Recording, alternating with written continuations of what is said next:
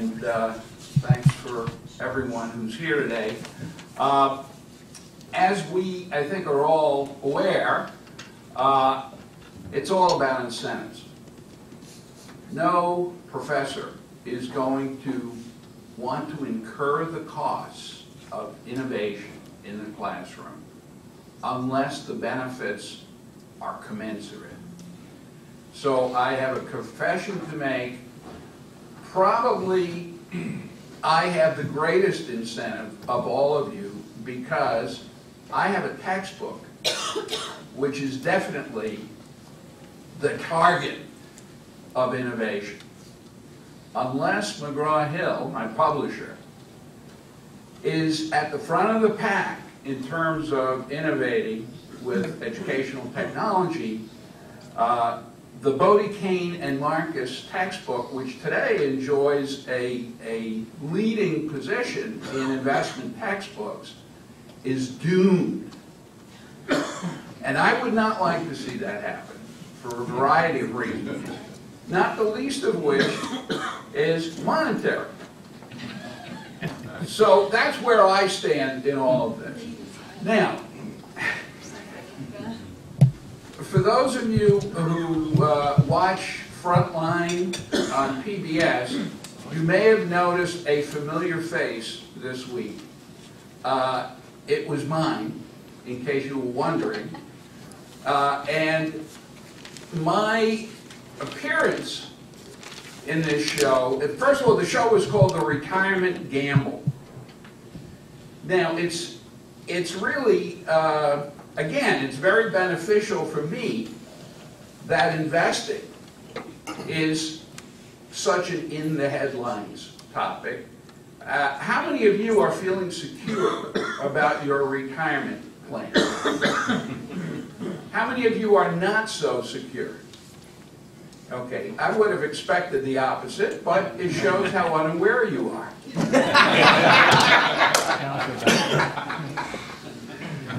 Yes, you should be very worried. And Boston University is totally revising its 403B retirement plan as we speak. In fact, from this meeting, I'm going to a meeting of the advisory committee that has been overseeing the revision. Because right now, the plan is nuts, okay? Participants are asked to choose from literally hundreds of mutual funds. And they have to make decisions about how much to be contributing, because you can contribute way beyond the minimum needed to get the university's contribution. But then the issue is, okay, so how should I invest?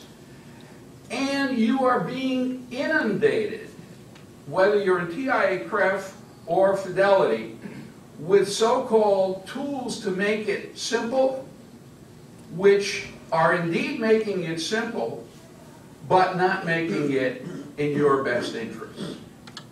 Target date funds being an example. So this is a real-time case study in risk management at the personal level. Now, I think it's also a fascinating case study in the use of technology. Because, for example, if you get on Google, I'm amazed at how they are able to target their ads to my own interests. Same thing with Pandora. This is the age of automatic customization. Why the hell aren't we doing it with our retirement plan? Why aren't you getting feedback as plan participants that is customized to your needs? We should be doing that, I think.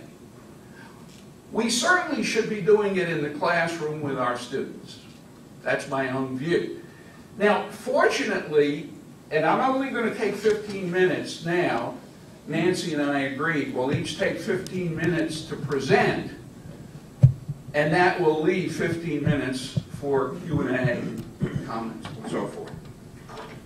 So McGraw-Hill's approach to this issue of personalization is what they call adaptive learning. And it starts with something they call Connect, which I've been using in the classroom. And as a kind of primitive first step, I think it's fine. It's not better than Coursera. It's not better than a lot of things that are available for free. However, McGraw-Hill has strong incentives. They want to remain a viable company. Actually, they were taken over by a private equity firm. That McGraw-Hill sold its educational unit to a private equity firm, so I have hopes that they truly are going to be committed to innovation. And it seems like they are. The adaptive learning technology involves exactly what we're all familiar with from Google and Pandora and these other things. They watch what the students are doing when they do online assignments and then feed to them what they should be concentrating on, what their weak points are. And then they feed it back to me as the instructor in a very usable format so that I know where the students are. I think that's the future of educational technology.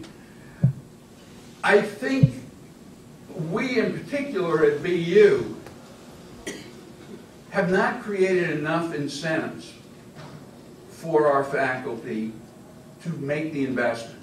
In other words, as individuals, if unless you have a textbook and you're personally benefiting from this, why would you incur the cost, other than pure idealism, of engaging in trying to employ this technology? I'll just tell you some of the things that I have found extremely helpful. First of all, student blogs. I think they're mandatory. Now, what you do with the blogs,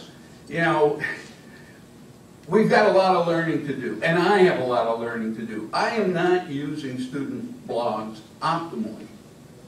However, the students are getting a hell of a lot out of it, because what I'm doing is, rather than devoting a lot of class time to reviewing current events in the financial markets, I assign the students a topic to blog about that is in the headlines and directly related to what we've already covered in the class,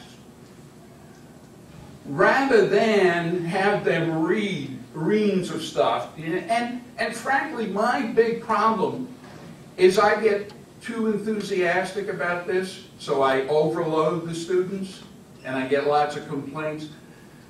And I've tried different things like easing the burden by making it group assignments so that within a group they only have to do this once a month, let's say. But student blogs are invaluable. It forces them to think about how what they're learning in the classroom applies in the real world. It forces them to interact with each other. And I have them prepare their blog assignments using another piece of software, which I think is fabulous and free. All these things are free on the web. It's called BrainShark. How many of you use BrainShark? Okay, BrainShark is presentation software, which is very easy to use. The student essentially narrates a presentation which includes all sorts of stuff that they can either create or download from the web. And it forces them to make a script. This is the important thing. So that everything is sequenced. They are narrating it. They get to hear how they sound when they narrate a presentation. Everybody else in the class gets a chance to hear them do this, and it's all for free.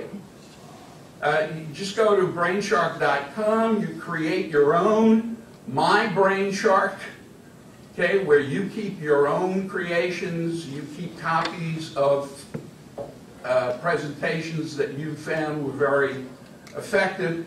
You can even use effective presentations as templates for your own presentation. So it truly is, you know, it vastly increases your productivity, I think, and the students' productivity. And of course, there's YouTube. I just love YouTube. And you know, the fact that you can make YouTube videos using a mobile device like an iPhone is fantastic, because I'll see something, I'll videotape it, and then I'll be able to use it, just show it in the classroom.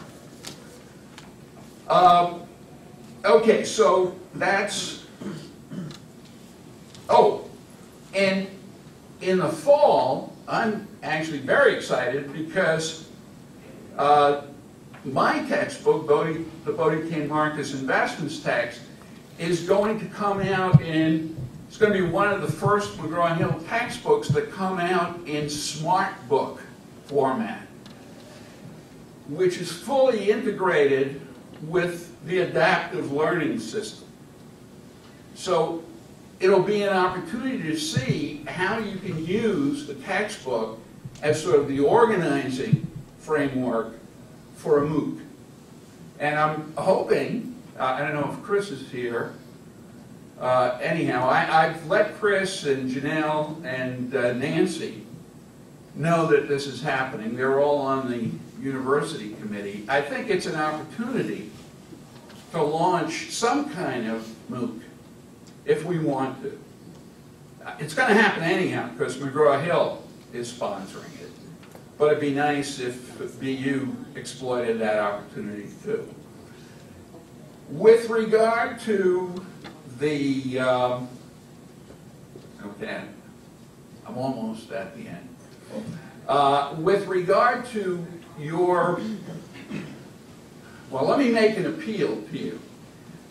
Those of you, especially those of you who are interested in the retirement plan, the BU retirement plan, and how it can be improved to make it more useful to you, more user-friendly. We in the committee are going to be engaged in a communication campaign.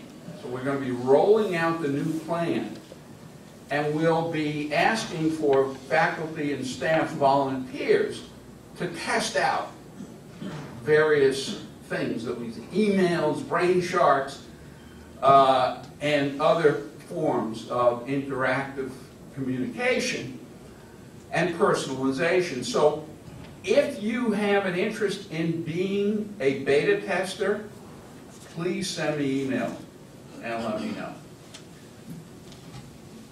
I had another slide. What did I have on it? How do I get this to advance? Next. Okay, this is the slide about SmartBook. There's a video here explaining it. I'm not going to play the whole thing, but just so you get the first couple of lines. See, I'm very encouraged because I like the communication materials that McGraw-Hill is putting out there on the web. Things like this. And they have, whoops, and they have videos as well. Here, this should explain SmartBook. The traditional textbook has been a tool we have used to study outside the classroom. The textbook has proven itself to be... What happened? I screwed it up. Anyhow, you can look at it. Thank you.